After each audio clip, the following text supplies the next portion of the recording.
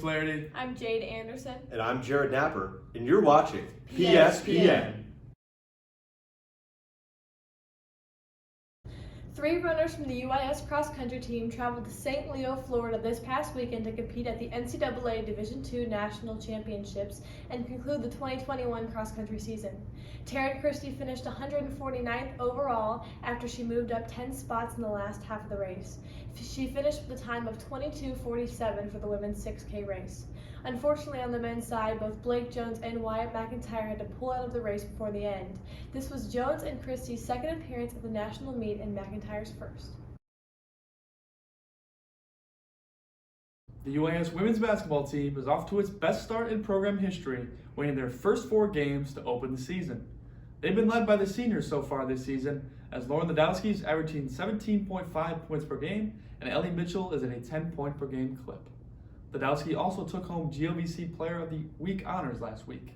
Her 14 points against Purdue Northwest were key in helping the Stars take home a win. UIS also collected 2 wins at the Midwest Regional Crossover against Tiffin and Kentucky Wesleyan for defending their home court in a win against Lincoln University last Thursday. They faced Missouri Western State, another unbeaten side, this past Monday, and had their first conference game against McKendree on November 29th. Stay tuned to see those results.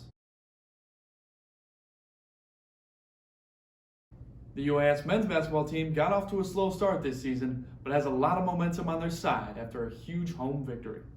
They suffered 2 defeats during the Lindenwood Classic against Kentucky Wesleyan and Wisconsin Parkside, but they bounced back in a big way last Thursday at home against Eureka College. The win marked their 20th straight home opener victory, and the 39 points they held Eureka College to marked the best defensive performance in the NCAA era. James Kelly led the team with 22 points and 11 rebounds, and also took home GLVC Player of the Week honors. The Stars compete at the UND Thanksgiving Classic this week against Northwood University and Ohio Valley University, so be on the lookout for their results. After 2 clutch victories against UND and McKendree to round out the regular season, the UIS women's volleyball team found its way into GLVC tournament. They faced number 2 seed UMSL as the number 7 seed in the tournament, and unfortunately fell in 3 straight sets. But the late season surge of this team cannot be forgotten.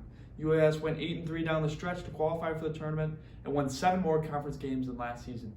Congrats to Coach Camille Jones and the team on that feat. We also want to recognize Brianna Bush on her second team all-conference selection. She leads the program with the 3rd most points in program history. Congrats to Brianna, as well as the other graduating seniors, Megan Krasowski, Hannah Nicolaisen, Becca Blakely, and Riley Warfel. Best of luck in your future endeavors, ladies. Go Stars. The UIS men's soccer team competed in 3 matches over the last 2 weeks, winning 2 of the 3. The Stars competed in Indianapolis last Friday against Maryville University in the GLEC semifinals. The game was tied 1-1 at the end of regulation and 2 overtime periods, but the team claimed victory by outscoring the Saints 4-3 in penalty kicks. With that win, they advanced to the GLVC final against the University of Indianapolis. The game remained scoreless in the first half, but 2 second-half goals by the Greyhounds gave them the GLVC title. This past week, the UIS men's soccer team earned the number 4 seed in the Midwest region of the NCAA Division II National Soccer Tournament, where they would host number 5 Maryville at Kiwanis Stadium. The teams played for the 3rd time this season, and UIS came into the game with a 2-0 record against the Saints.